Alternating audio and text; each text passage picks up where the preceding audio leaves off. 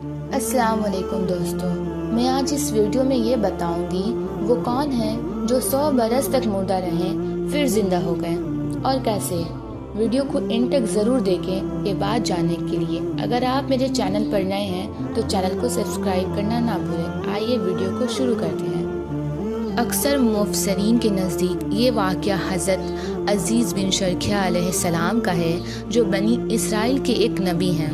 واقعہ کی تفصیل یہ ہے کہ جب بنی اسرائیل کی بدعمالیاں بہت زیادہ بڑھ گئیں تو ان پر خدا کی طرف سے یہ عذاب آیا کہ بخت نصر بابلی ایک کافر بادشاہ نے بہت بڑی فوج کے ساتھ بیت المقدس پر حملہ کر دیا اور شہر کے 1,00,000 باشندوں کو قتل کر دیا اور 1,00,000 کو ملک شام میں ادھر ادھر بکھیر کر آباد کر دیا اور 1,00,000 کو گرفتار کر کے لونڈی و غلام بنا لیا۔ حضرت عزیز علیہ السلام بھی انہی قیدیوں میں تھے۔ اس کے بعد اس کافر بادشاہ نے پورے شہر بیت المقدس کو توڑ پھوڑ کر مسمار کر دیا اور بالکل ویرانہ بنا ڈالا۔ بخت نصر کون تھا؟ قوم عمالقہ کا ایک لڑکا ان کے بد نصر کے پاس لاوارث پڑا ہوا ملا۔ چونکہ اس کے باپ کا نام کسی کو نہیں معلوم تھا، اس لیے لوگوں نے اس کا نام بخت نصر کا بیٹا رکھ دیا۔ خدا کی شان کہ یہ لڑکا بہت بڑا ہو کر قہرہ سب بادشاہ کی طرف سے سلطنت بابل پر گورنر مقرر ہو گیا۔ پھر یہ خود دنیا کا بہت بڑا بادشاہ ہو گیا۔ کچھ دنوں کے بعد حضرت عزیز علیہ السلام جب کسی طرح بخت نصر کی قید سے رہا ہوئے تو ایک گدھے پر سوار ہو کر اپنے شہر بیت المقدس میں داخل ہوئے۔ اپنے شہر کی ویرانی اور بربادی دیکھ کر ان کا دل بھر آیا اور وہ رو پڑے۔ چاروں طرف چکر لگایا مگر انہیں کسی انسان کی شکل نظر نہیں آئی۔ ہاں، یہ دیکھا کہ وہاں کے درختوں پر خوب زیادہ پھل آئے ہیں جو پک کر تیار ہو چکے ہیں، مگر کوئی ان پھلوں کو توڑنے والا نہیں ہے۔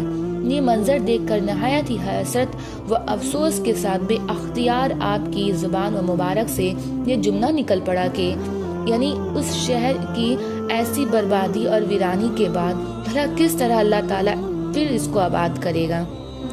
پھر آپ نے کچھ پھلوں کو توڑ کر تناول فرمایا اور انگوروں کو نچوڑ کر اس کا شیرہ نوش فرمایا۔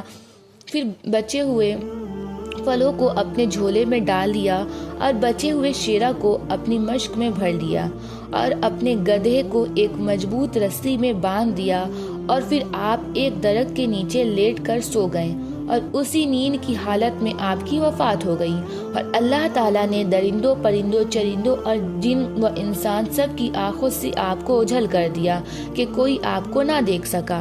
یہاں تک کہ 70 برس کا زمانہ گزر گیا تو ملک فارس کے بادشاہوں میں سے ایک بادشاہ اپنے لشکر کے ساتھ بیت المقدس کے اس ویرانے میں داخل ہوا اور بہت سے لوگوں کو یہاں لا کر بسایا اور شہر کو پھر دوبارہ آباد کر دیا اور بچے کچے بنی اسرائیل کو جو اطراف و جوانی میں بکھرے ہوئے تھے سب کو بلا کر اس شہر میں آباد کر دیا اور ان لوگوں نے نئی عمارتیں بنا کر اور باغات لگا کر اس شہر کو پہلے سے بھی زیادہ خوبصورت اور رونق بنا دیا۔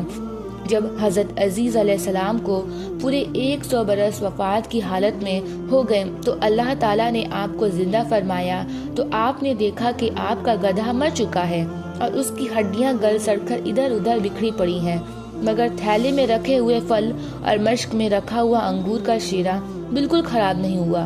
نہ پھلوں میں کوئی تغیر ہوا، نہ شیرہ میں کوئی بابوس یا بدمزگی پیدا ہوئی۔ اور آپ نے یہ بھی دیکھا کہ اب بھی آپ کی سر اور داڑھی کے بال کالے ہیں اور آپ کی عمر وہی 40 برس ہے۔